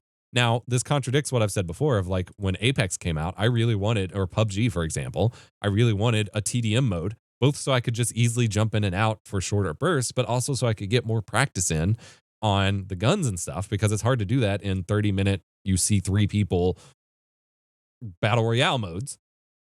But part of me is like, yeah, if we could just get a Quake like TDM game and then a Capture the Flag game, and those could be managed and budgeted better, maybe that would be the path. The problem for me as the I refuse to stay with one game only forever kind of player is that I don't see myself being able to keep up skill that way, because every game is going to have its own tweaks on physics and mechanics and stuff, and it is so hard to juggle across games like that.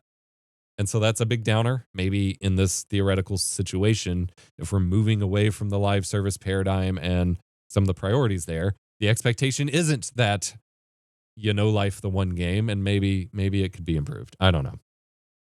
I'm going to be selfish. I'm telling you, we had the perfect thing.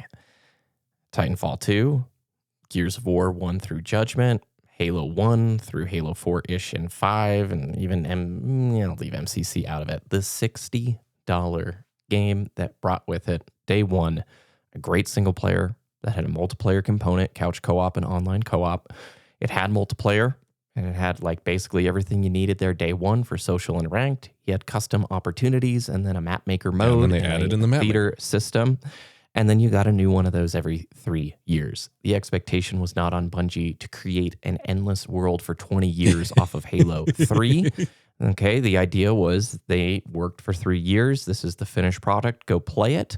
And yes, we will update the multiplayer, but you're not going to play this for the rest of your days. And Titanfall 2 was phenomenal. You got a great campaign day one, a phenomenal multiplayer day one, 9 months, of free support that brought some new modes, eventually a PvE mode, and then they said, adios, we're moving on to the next game. It has become so clear how unsustainable live service is when you have 1,000-person studios like Bungie unable to keep up with player demand for content. It burns out the devs. The profitability is so just not stable. And the unfortunate thing is we'll probably never see it coming back. We've talked about this at length. We've analyzed this at length. They made astronomically more money on the few live services that do blow up, that everybody is willing to take that gamble in the high, like, money stakes publishing department. They would rather have 4 or 5 super sinkers that just like fail at the chance of having one of the live service behemoths that crush it and kill it. So I don't like the segmentation. I'm all down, right? If we're not going to get the $60 thing, we're not, I know, or $70 or $80 thing. We're not going to get that anymore until maybe somebody comes in and does it successfully. But I get that's unrealistic. So yeah, I'm totally down with like Microsoft should have spun up a freaking ODST Helldivers game. Okay, duh, come on. But the problem is everybody's having to pitch, well, how are you going to support it for 10 years? Our graders is already talking about their like bajillion year plan. And it's like the number one way to turn me off from the game is knowing that that's going to be your studio's like focus is drip for the next 10 years. It's going to burn your devs out. Your player base ain't going to be interested that long. I'd rather it be like, look, I hope Helldivers 3 is in construction right now. I hope they're not going to spend the next 5 to 10 years on Helldivers 2. Come on, like these are equivalent, like the difference between Halo 2 and 3 and Reach are like crazy significant title updates, but it's still the same bones. It's still the same framework. They don't have to go back to the drawing board. Yeah. And I hope we move more in that direction because I am so over the 10-year game. Can I say something crazy that you've just made me realize? Yeah. The biggest tragedy here, in my opinion, or the biggest irony, is that the games that were built to have a shorter shelf life had the longest impact. Yep. The games that stuck with you for that 3, 4, maybe 5-year period of your life where you were in a specific period of your life rooted themselves in where you were in that phase of your life and you hold on to that for way. That is why we wax nostalgic so much about Halo 2, Halo 3, those early Xbox Live days, because of the phase of life that we were in. If those games were still running the same as they were through college and through adulthood, we would not have the same feelings attached to them, and we would not have the same basically like loyalty to them, because it would have overstayed its welcome. And I can't imagine that kids that grew up playing Fortnite and are still playing Fortnite as they turn into adults really hold it in the same kind of feeling and meaning. And plus, when it's a infinitely supported live service game, the game that you remember, even if you do remember a specific phase of it, is not the game you can log in and play now. And that's horrible. You're the product. Yeah. With the free live to service game, the game is not the product. You as the person are the product. And that's why I fight so intensely for like defending that $60 every 3 year kind of model during the 360 era. It is the most pro-consumer package that we have seen in the last little bit. When I bought Halo Reach, I owned all of the campaign content, all of the multiplayer content. Yeah. These free-to-play live service games, it's your gym membership. Here's your 3-month, $10, whatever it is now, $15 or $20 battle pass, which is just designed there to FOMO you into playing every single day.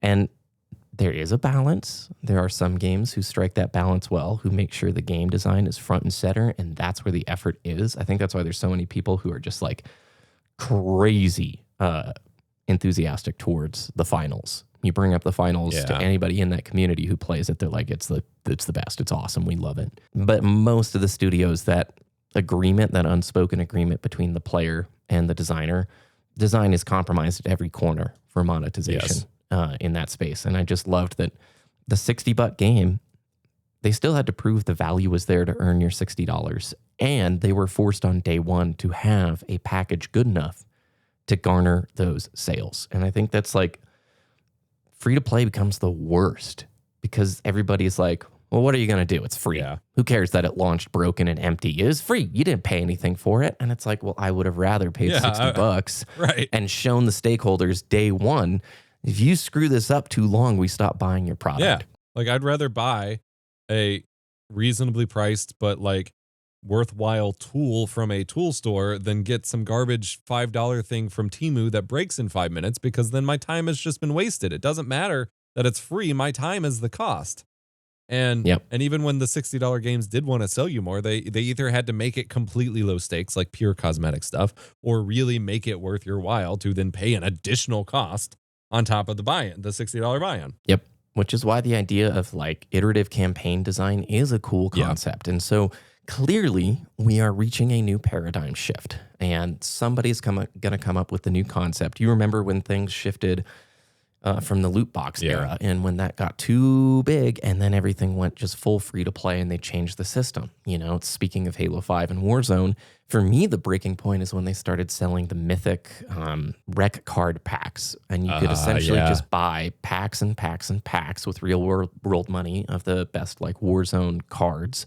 And the argument was, well, you can grind in game to earn those. Or if you had money, you could always make sure that in your Warzone games, you're dropping like the best Norn Fang, the gold cards, basically. And that's when I walked. Yeah. That's when I was like, this is a compromise where I need to move on here. This is not for me. Yeah. I want to add one thing, and then we can do rapid fire of a couple final comments here as we close out the show. But Total Biscuit, again, I promise after this week, I will stop talking about the man. We don't need to stop talking. Dude was awesome. He has a few really good videos about multiplayer only games, free to play games, like navigating the space. And obviously they have some degree of datedness because he's navigating the space as it was in 2015, 2017, a couple different periods of time. But I think the perspectives are still incredibly important even in today's gaming landscape. And there was one video he had about multiplayer only games because there was a lot of drama as that started to become a concept. That was a brand new thing at the time. And like an example being like Rainbow Six Siege. And one of the things he points out is how interesting it is when people turn on these concepts, because he remembers when games came out and kept shoehorning multiplayer modes into them, and people complained about that because it felt out of place. And he used The Darkness 2 as an example, where it's like a single player game, but the developers felt so compelled to make it worth the money for the full package that they were adding a multiplayer option into it anyway, even though it didn't really fit, because they were so set on providing as much value as possible. And he's like, and for some reason, people complained about that. And now they're getting mad when they take out the unnecessary things and just focus on the one mode. And it's so fascinating to consider that we are now at the point where we're begging for a complete package. But there was one point in time where developers were trying to shove as much as they could into games to make them as like worth it as possible.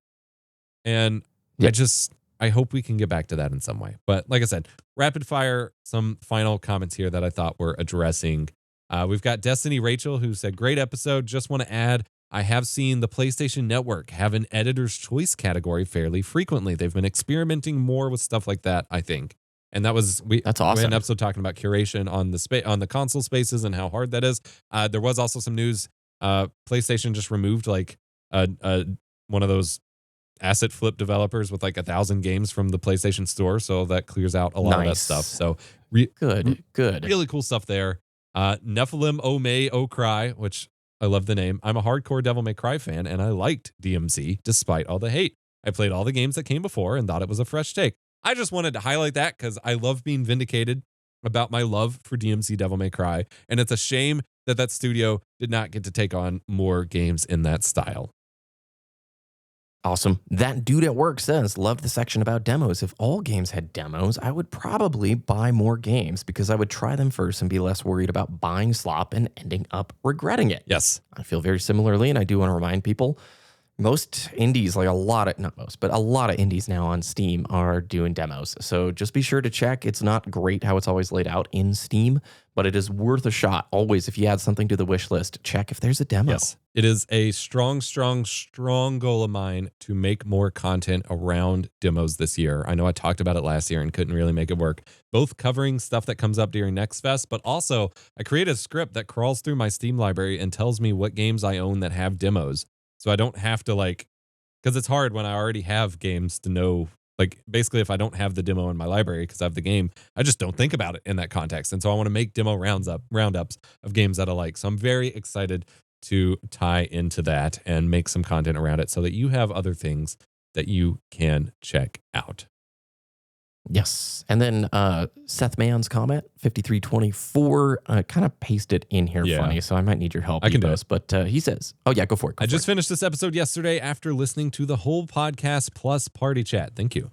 These past few weeks, and thanks to them, I started and just now 100%ed Astrobot. Yes. My second platinum trophy ever, which is awesome. I just want to say thank you for the podcast. You two put how I feel about gaming and life balance into words that leave little room for me to add on to. I've been on a journey these past few months to try to get away from the algorithms and social media. I've deleted all social media from my phone and try to limit my YouTube time there as well. Even watched Epos's video rescuing myself from digital hell, when I first was trying to figure out how I can better balance my life and time with tech.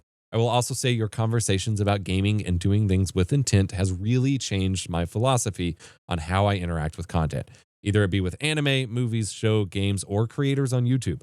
I now do my best and do my own curation of my interests instead of just letting the algorithm choose for me all the time. Ever since then, I have felt a positive feeling towards my hobbies and projects and not feeling as much FOMO as before I started this. Once again, thank you two for another banger of an episode. I look forward to the next one and seeing what you have in store for 2026. Keep up the awesome work. That's awesome to hear. Thank you. What a kind comment there. Yes. Sorry. There's a PS on there. Yes. Speaking of mobile gaming, I have a good buddy who mostly plays games on his phone, but he plays ports of old PC classics like KOTOR, Baldur's Gate, and stuff like that. He just recently finished playing through Planescape Torment. Heck yeah. Turn-based RPG games and such that have no upfront costs, or have an upfront cost, but no in-app purchases and are optimized for mobile. He's super happy. He did try Destiny Rising and says it's decent for a real mobile game, but prefers the PC ports. I didn't even know those games had mobile ports. That's amazing. KOTOR, I have a coworker who does play a lot of that stuff, and I think I heard KOTOR on the phone was actually it's like an auto battler in a lot of ways, and so it's a really good. I've never played through KOTOR. I had it on Xbox, and it's a game that is in such a legendary status with so many players, but I feel like every year that ticks by, it ages in a way where I'm like not going to be as into it. But yeah, I can recognize and respect. I feel like an old Baldur's Gate or something on a phone, that makes so much sense in a little short burst. Yeah. You know? I have a buddy that I do like that was in all of our D&D groups and stuff. And every time we got to a D&D session, like he was grinding out some random like NES or SNES era like Final Fantasy game or something on an emulator on his phone, and I'm just like, so that's how you play all these games. And like obviously that is a way to do it, but like both because I don't work out of the house, so like I don't have a commute or whatever to capitalize on it on, but like it's so hard for me, especially we were talking earlier in the show about our favorite ways to play. Like there are some games like KOTOR I feel like I'd want to play at the PC or at the TV. It's not something I'd want on my phone, but then I am the one posing this paradox of like, I want games that are fun on my phone and optimized for it, but I don't want to play them there. I want to play them somewhere else. So I got to figure out what it is I actually want here. I will say I liked in his comment, he added like ditching social media. I talked about it in the last Dual Comm, but I've like super mellowed out on the anti like digital devices thing. And I think the majority of that is just because the last holdout for me for social was Twitter, and dropped it in September. I love my phone right now. It is the coolest device for reading and learning, and it's all about the apps and the way you use it. And I'm in a much more chill space and less like I need to shout at everyone from the mountaintops like, attention economy is bad. I think that's like the initial discovery phase, and I feel like now it's this much nicer balance phase where the pendulum has swung back a little bit. And I just deleted a bunch of notes in here. Sorry. Control Z is a beautiful command in our show doc. All your comments are gone. All comments disappear. And I had no idea where I was going with that, other than I just appreciate hearing those perspectives from our listeners in this audience that, you know, it's about how you use the device. And that goes with any of the hobbies that we're doing here. Like you could literally go back to the Stone Ages and disappear and get rid of everything and have this stoic lifestyle. And you'll learn things for sure, but I feel like there's a pathway where you can utilize tech and be a part of the current era without like 100% head in the sand. It's just a few modifications, right? Yeah, I think so. I am at that weird point where like I don't hate my phone anymore, but I don't have anything fun to do on it. So then I still have that instinct of like, okay, I check it more than I should, but then there's nothing to check. And so I haven't figured out what to do with that yet. Yeah. I mean, that's sort of the success, though. Yeah. It just depends on the level of fun. Also, being nicer to yourself and recognizing, hey, it's okay. Like, not every second has to be optimized. Yes. You can dip your toe in the water of recharging. And I think it's just recognizing you're recharging in a different way. Like, for me, the fun of the phone is looking at a few different websites and reading articles about different news things. And I'm really trying hard to actually, like, not super trying hard, but just looking up stuff that has nothing to do with gaming. Yes. We get to talk about it here. We get to make content on it. And the more fun I'm having with it is because I'm stepping away further from it and reading less about it and being less involved in the constant communication and noise. Yeah. And I agree. You don't min-max. Like, I hate all the stuff, even when I was in my big anti-smartphone thing, like the whole thing of like, you can turn your doom scrolling into micro-learning. Like, no, your brain needs a break, not to load it more. That's the opposite of the answer. Like, yeah, it's not good to eat junk food all day, every day. But sometimes it's nice to just eat a little junk food every once in a while. And that's okay.